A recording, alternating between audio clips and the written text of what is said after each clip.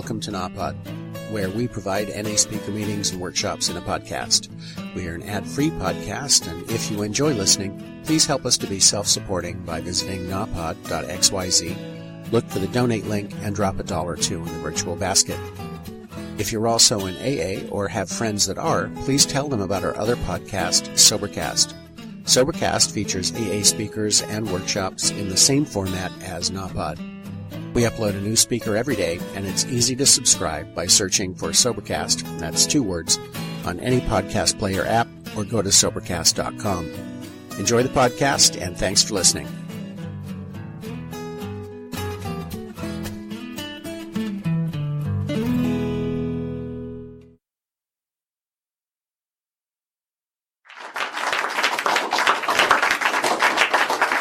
Throw some love on that and then pass it around and make sure it ends up back here. Otherwise, I'll frisk every one of you motherfuckers.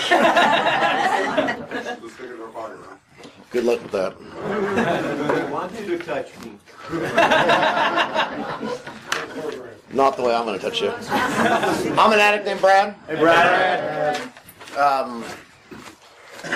August 30th, 2003, I came into the rooms of Narcotics Anonymous. The first meeting I ever attended, with a addict from this area that I used with in Joplin, Missouri. It was on a Sunday.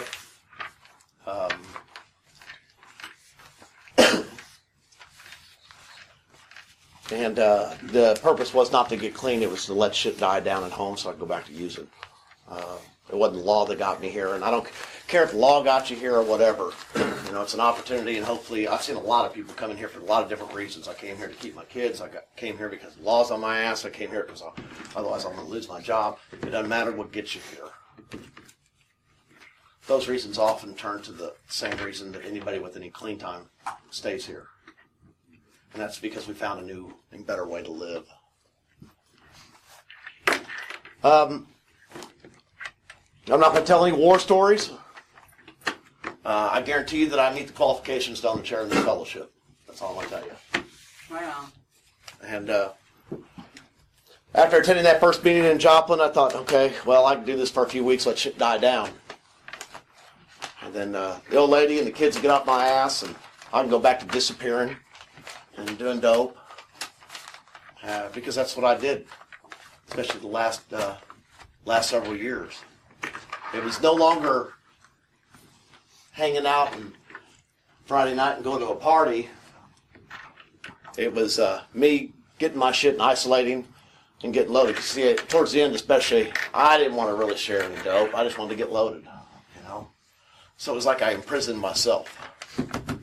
And even if there were people around, I really didn't feel connected to anyone. No one.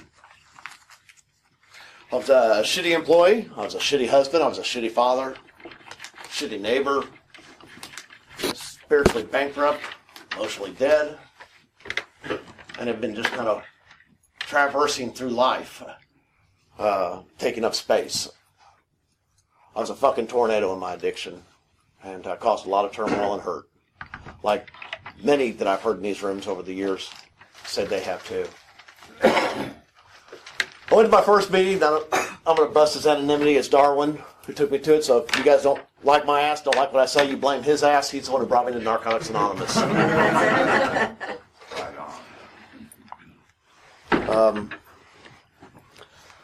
Got back here to Springfield that afternoon, and I told Darwin, I said, I'll hit some meetings. He goes, no, you need to hit a meeting every day. And so I had a schedule, and I started hitting some meetings. And I hit a lot of different meetings and stuff, and I made Renaissance my home group. And it was because it was at the right time of day for me, first off, being honest. And second off, when I got here, I heard recovery, I heard humor, and it was good to laugh. Because I really hadn't laughed really hard in a long time because I hadn't had much to laugh at. When I was in my addiction, I used a lot of lies, a lot of stealing, whether that was time from my employer or from my family, or taking money from my family, I was stealing. And that it was just all a fucking facade. It was fucked up, bad. And it was good to hear some of the stuff around the rooms that I started to hear after a few weeks. You guys started to sink in. Some of you guys had been around here longer, and then some of you newcomers were saying some shit that, that I thought, that I never told anybody. But you guys were thinking the same things I was, and thought the same way. And I thought, well, this don't cost me anything. It can be kind of fun, because I remember coming to meetings early on, and Mr. Dudley over here would mouth off to somebody who just gotten out of prison. And I know how everyone's tolerance level is when you just get out of prison. I thought, well, I'm going to see a fight at least. This is going to be not bad. And so I kept coming back. And, I attended a lot of different meetings. I lived down in Ozark, Missouri, and I drove to Springfield to work, and I hit this as my home group. But I also hit other meetings. I hit meetings in Ozark. I hit meetings down there that used to be held in a trailer out on Highway 14 on a guy's property. And it goes back quite a few years. My first sponsor sitting in the room, his name is David. He's right back there. And I'm grateful to him for getting me as far as he did. It was very, very critical. And I really thank you. I love you for that. There's a lot of people who had a hand in helping me get where I was going. At about 6 months clean, and I'd been coming to this meeting pretty regularly, and I liked Brian. I liked his attitude, his message of recovery. Back then his hair was long, he had beads in it. And he'd get talking about something, and he'd start getting all jiggy like Oprah, and they'd start clanking. And it was just funny. It's like having your own suntan bobble doll sitting right there. And look at him now. He's in a suit and all clean cut. And look at me. I'm not putting beads in my hair, by the way. So I asked him to sponsor me, and he agreed to. He threw down some requirements, and if I wasn't willing to meet those requirements, then I needed to find somebody else. And they were pretty reasonable requirements. But at the time, I thought, what the hell is this? He wants me to call him every day? What are we going to talk about? I mean, he's black. He don't ride motorcycles. Music? What? But I did it. And there was a couple of times during that first 90 days that I'd get home after work and after a meeting and be dead tired, and I'd just fall asleep, and I'd wake up at 2 in the morning and just be panic-stricken because I hadn't got my call to him by midnight. And I'd call and leave a voicemail. Sorry, I'm late. I fell asleep. And I'd think, oh, God, I hope he doesn't kick me out or, doesn't help me now. And that wasn't the case. We started working steps and worked about the basic text in the step working guide. And a lot of those questions were redundant. I'm sure a lot of people see that too. And I complained about that. And Brian, being Mr. Sensitive, would laugh and say, answer the question. And everything had to be written, and that was fine. And I didn't understand that until after we'd gotten through some of that step work, that it was much more difficult for me to write a lie than it was to tell a lie at that time. Because although I'd been abstinent from drugs for 6 months or so at that time, I guarantee you that my deal was my eyes were clear. I could probably piss clean, but I was still having a real problem with telling the truth. And I remember that catching myself a few times at 6 or 7 months clean, that right after we started working steps, starting to tell some bullshit lie about something I wouldn't even have to lie about. And I'm thinking, where the fuck does that come from? Why don't I just say what happened or tell the truth? And I thought that was interesting. I was starting to become more aware and stop that behavior. As we started working the steps, it was pretty easy for the first one, except for this whole deal about he started talking about surrender. And damn, I don't know about you guys, but I grew up in South Kansas City, and it wasn't the best neighborhood, but you don't surrender. I mean, even if you get your ass whipped, you come back the next day and say, I want some more. And he had to drill that one into me, and he said, think about it this way. He goes, think about stepping over to the winning side. I said, well, hell, I like to win. I can do that. So, we made it past that way. The unmanageability in my life is very easy to talk about and document on a piece of paper. I had my first felony at 6 years old. Not a city, not a state, but a felony. I stole a mail Jeep. That's the truth. That's where guys in suits show up at your house. I was pretty out of control before I started using, but it wasn't long after that before I started using. The unmanageability that the drugs and alcohol and everything else that took over, it was just so easy to look at the cycle and look at the patterns. I would get a job, I would accumulate some stuff, I'd get a relationship, and I'd piss it all away. I'd give it to the addiction. And then I would work my ass off for 8 months or a year and get it all back, and then do it again. And I looked at that and I thought, God, what a dumbass. When we moved on and we came to believe in a power greater than ourselves could restore us to sanity, I thought, I heard you guys talking about God, and that freaked me out because I didn't come here to find church. I knew where church was. I had no trouble driving right by it. It just wasn't what I was ready to digest at that time. And when I explained that to him, and it came up in topics in the room, it was about a higher power. It wasn't about the deity that I'd been raised with, that I was thinking it was. And I found that was true in a lot of things that I thought were this way when I got here, but they were actually like this. It has to do with my perception. And that's what 99% of this stuff is I get to change my perception on the way things happen to me, the way the world is, and how to react to them, and I can change that stuff. So I wasn't comfortable really with that, and I thought, well, I can believe in a higher power,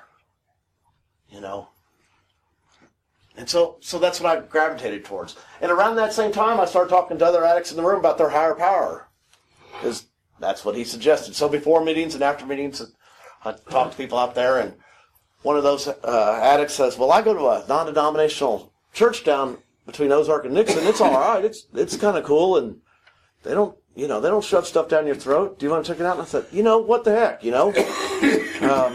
be open-minded. That's one of the 3 principles that they talk about in our readings. And it's worked up to this point. Lexi, are you really grabbing at something, or was that a flashback?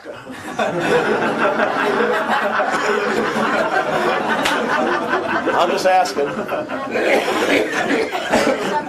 She just reached out and did this, and I just wanted to see if she was having a moment. It was, actually, but... So I started attending this church that's a non-denominational church, and I was amazed. I heard recovery. And I thought that was weird. Then I'd watch TV sometimes around the same time, and I started hearing recovery messages in South Park. and in other TV shows and stuff that I'd be watching. I'd say, "Whoa, that fits right," and I knew where it went, and it was kind of cool. It was an eye-opening deal. It says in that step, could restore to sanity. It didn't say it happened, all right? I just want to be clear on that part. When it came time to make the decision to turn my will over to a power greater than myself, it was pretty easy because my shit had gotten me where I was that day.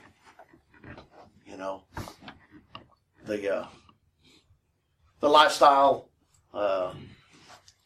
seems all glamorous when you're paying $10 and going to a movie and watching some guys do that crap, but when you're living it, there's a lot of shit that they don't show you behind the scenes, and it just sucks. It sucks bad. Making the decision was easy. I didn't realize I had to keep that decision every day. That could be difficult. Making the searching and fearless moral inventory. Now, by this time, I'm becoming aware of the rest of these steps.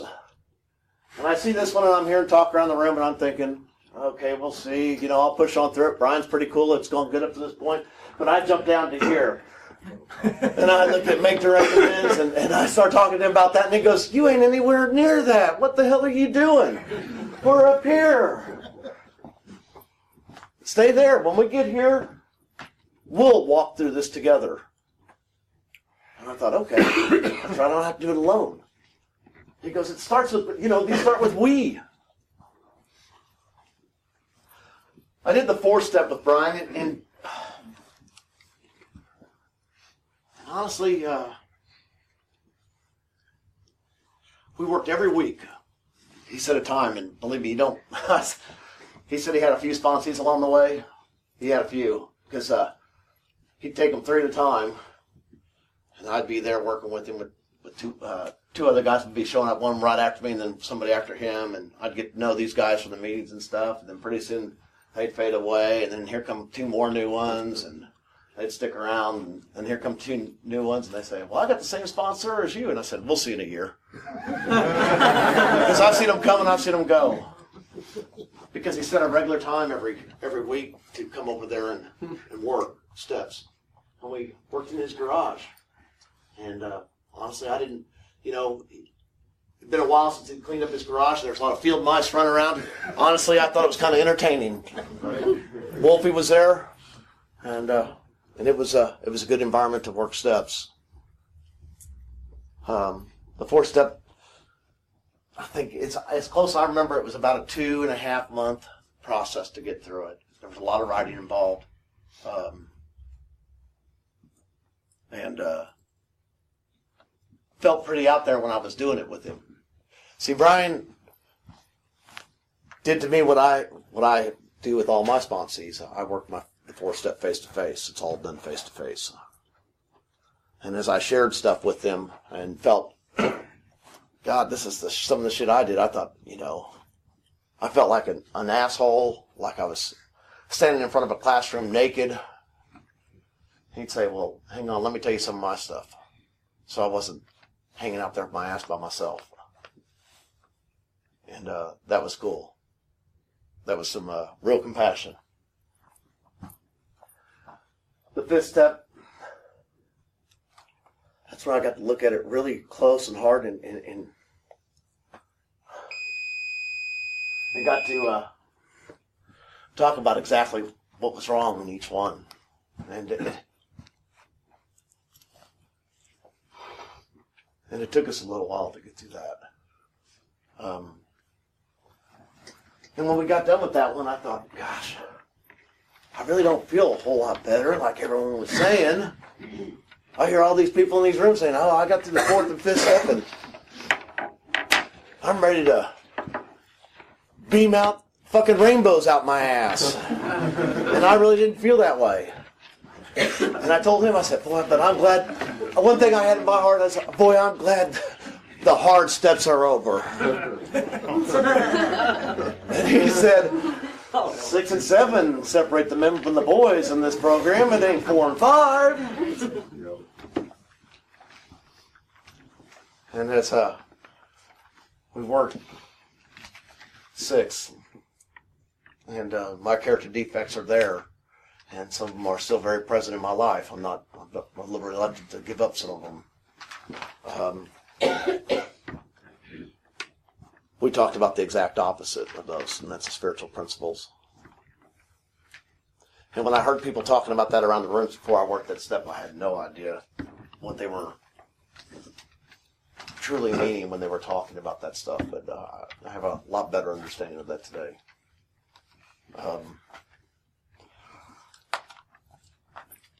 7,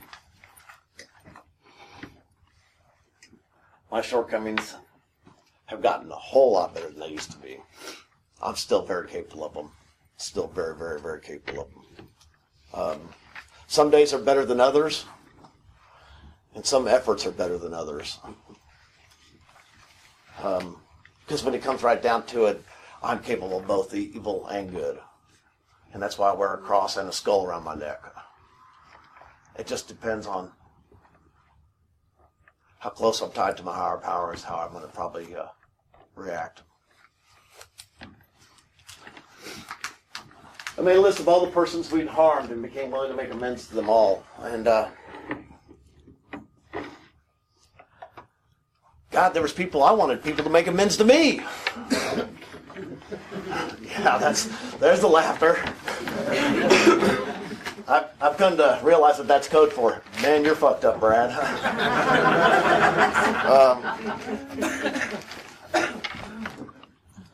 I made a list, and on that list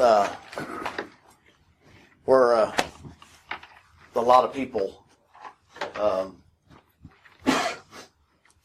And I went over each one of those, but then to make sure that I had people on there right. And again, we worked that all face to face. It didn't bother me making the list. I already knew what was coming next. And I looked at that list and I thought, how am I going to make an amend here? How am I going to make an amend there? And stuff. And again, he told me, don't worry about it. We'll walk through it together. And that's really cool. Making direct amends to such people whenever possible, except to do so would injure them or others. See this last part after the comma? I thought that was the lawyer statement, and that would get me out of most of my amends. That fine print. Well, that hurt me. You don't want to hurt me. He goes, oh, I doubt it's going to hurt you. It may a little bit, but you're going to feel better after it's done. But making the amends, any financial, any of that stuff, that's nothing. And I don't care how big they are.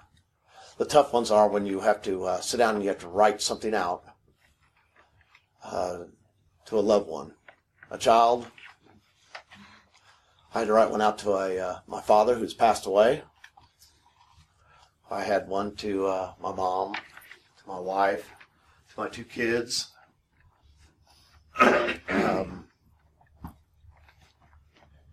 Because I disappeared a lot. It wasn't that I beat my kids or anything like that, but I was unavailable. And even when I was there, I was emotionally unavailable. And that's huge. Because I could be in the room with you. That didn't mean that I was with you.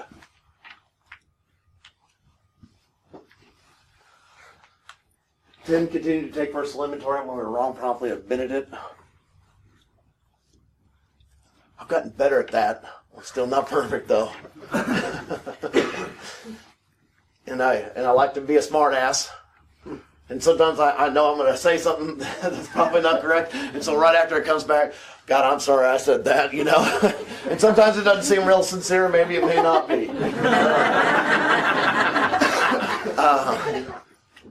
My mind is still twisted up pretty good. And I still think some things are funny. And some of them are at my own expense. And that's okay, you know. I think laughter is real important. Because I don't know anybody that walked through those doors the first day and was in a good mood. But I've had a lot of people in the rooms over the years make me laugh. Brian especially, Dan, Rick, David, Mike, Mr. Hot Dog up here. And I've made some people laugh. And I think that's important. I think humor is one of those things that can really make my soul feel good. Sought through prayer and meditation to improve our conscious contact with God as we understood Him, praying only for the knowledge of His will and the power to carry that out. I could pray pretty good by this time, but I wasn't real good at listening. And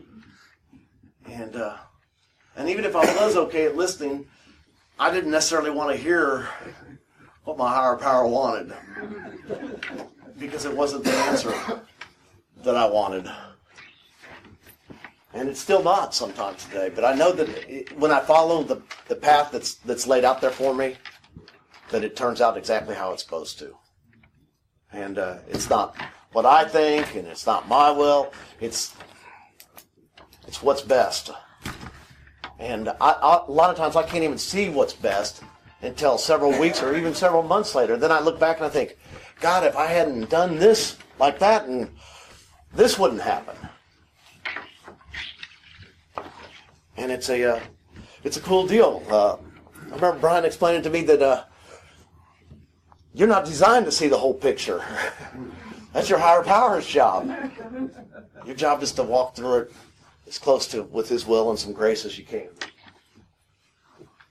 12 is having had that spiritual awakening as a result of these steps. We try to carry this message to others and practice these principles in all our affairs. I've had some sponsees. I'm currently working with Nick, and I'm fucking him up as best I can. I was fucked up before though, so it really helps. It's pretty cool. And I don't know if he realizes this or not, but you helped me more, I think, more than I help you. I don't know about that. Well, you haven't been around as long as I have, trust me. It's cool when I work with another addict. That's where my higher power hopefully can come out, and he comes to me and presents a problem that's going on with him. And I give him what I think is a honest solution. And he comes back and goes, gives me this look, or he'll say, "Are you fucking kidding me?" And I'd say, "No, I'm not. I'm sure of it now. Because you think it's wrong." And then he does it, and he came up to me before the meeting tonight and said, "You know that suggestion you gave me here a few weeks ago?" And I said, "What?" He goes, "Christmas cards to my ex-wife and my kids." And I said, "Yeah, I remember." And he goes, "I sent them." He goes, "Damn, that worked good."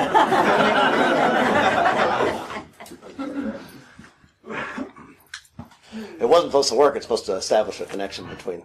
That's what the deal is. But I'm okay with the response. I like it. I don't know. I've had a few sponsees along the way. And some I no longer work with. Nick is the only one I'm currently working with. I volunteer in this community to help abuse children. And that's how I do my service work.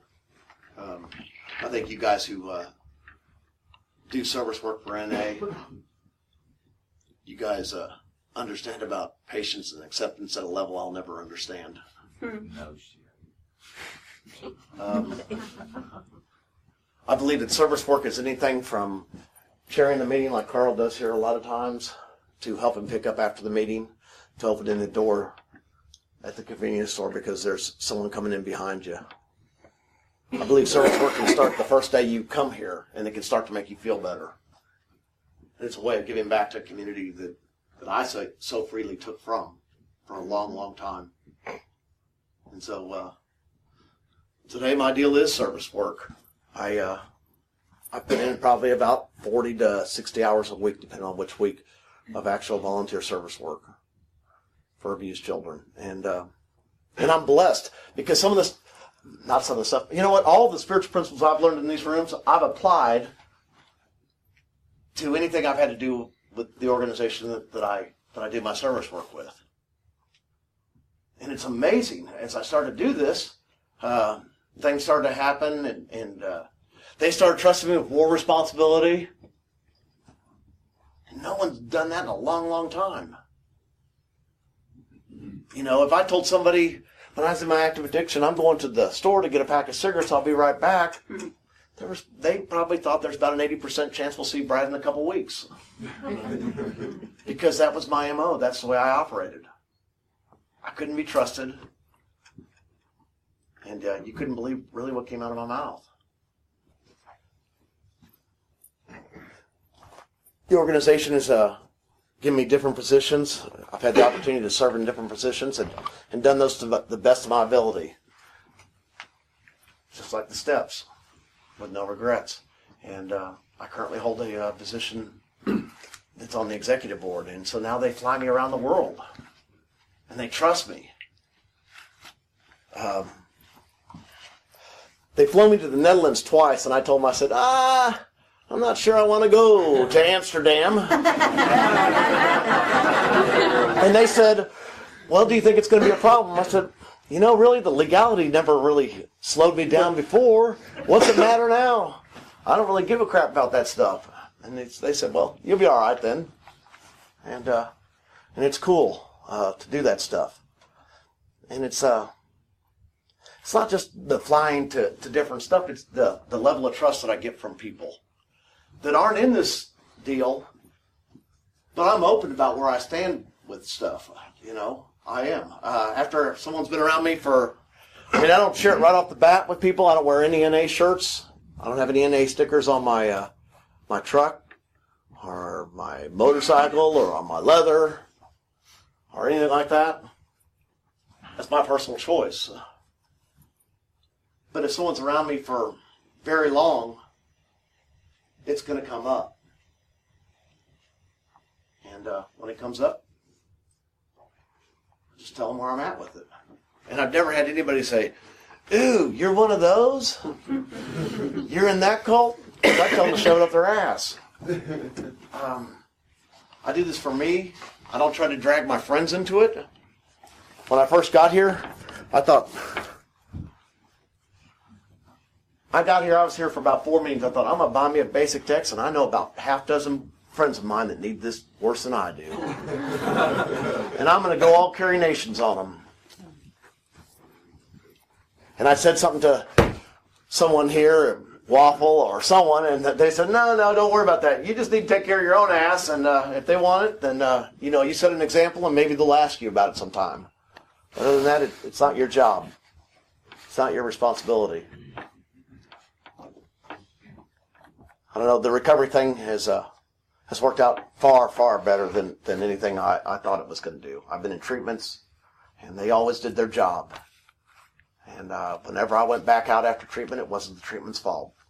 Because when the treatment turned me loose, I'd been clean, I was on a regular schedule, I was eating regularly, and they'd done their job. But I always gravitated back to my old friends, my old ways, because that's what was comfortable. Because if I didn't, I'd been out there alone. I was isolating again because I never went to NA after any of them. When I got here, it was different. There was meetings every day. There was a lot of different meetings. Anything that suited you. I used to like to go to Nooners. Because it was like an episode of King of the Hill. If you listen real hard, you hear some recovery, but you sure as hell going to hear some laughter. But there's some damn good meetings here in Springfield, and anybody that's just attending one or two different meetings, there's some great meetings in Ozark, Sparta, Highlandville, Mount Vernon. They're all over. It's out there. And anybody got a paper that needs to be signed today? Anybody want to leave early today? Did you sign them? You did? Okay, that's okay. You guys want to leave early today? Not yet. I got control of the papers.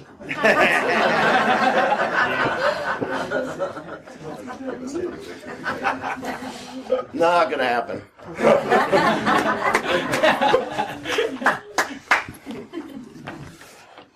The thing about this recovery thing is that if you put, honestly, people say if you put half the effort, and I don't think it takes half the effort. I think using dope is a full-time job. And then it's never done. I think if you put 25% of the effort you put into getting loaded into your recovery, you probably got a damn good chance of staying clean. But I think if you get connected to a home group, you get a circle of friends in recovery that you can contact when you're not at a meeting, or you need something to bounce off of someone, that you're going to make it in this deal. One of my sponsees was on paper. God damn, there's a lot of you motherfuckers got caught by the law in here. Dumbasses. And he was on paper for 3 years. And he called me up one day and said that he was really freaked out and worried because he was getting ready to get off paper. And he didn't think he was going to be able to stay clean. And I learned from my sponsor how to respond. I laughed at him. I said, "Do you think that piece of paper is keeping you clean? You've been around the rooms long enough. You really think that piece of paper is keeping you clean?" He said, "No." It's the same sponsee. I made him cry at his POs. I got kicked out of a parole office. Doing my job. And I'll share this last story with you. Sponsee of mine that was on paper, that same one, little Jeff. Oh, sorry, I busted his anonymity. Said one of his requirements to get off paper was for his parole officer to meet his sponsor.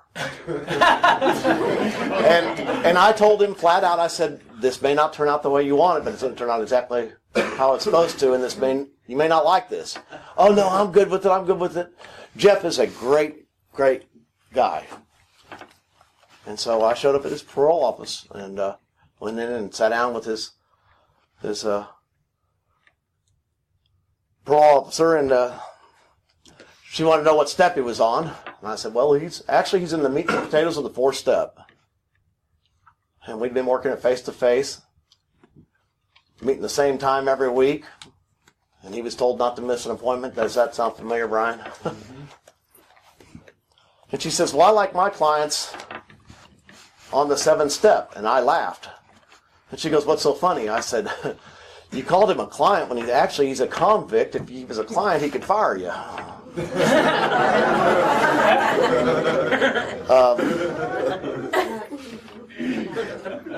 She goes, well, I like my clients on the 7th step. And I said, well, what's so magical about the 7th step?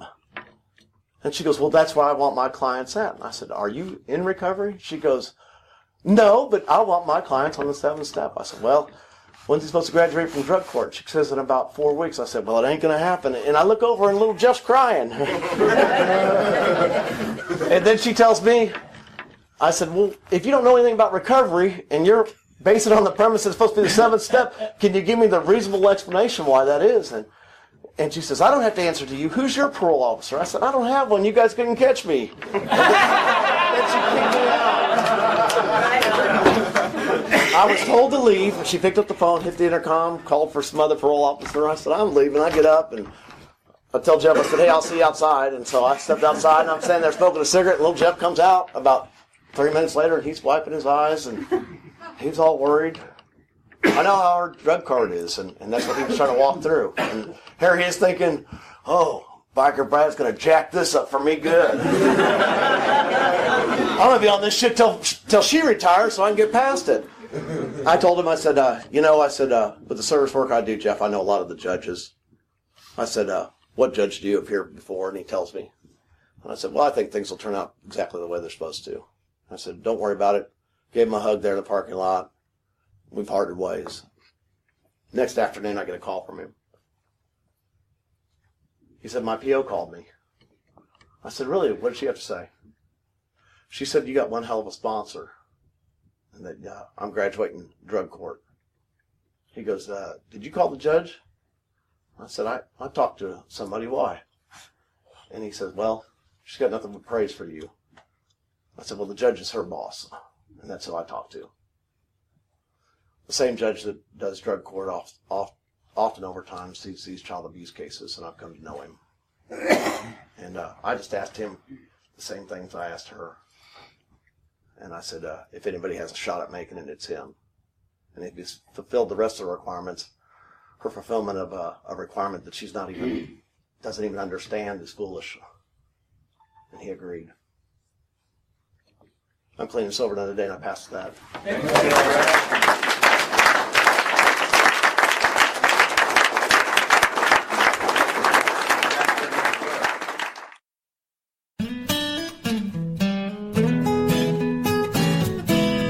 Thank you for listening. I hope you enjoyed the podcast.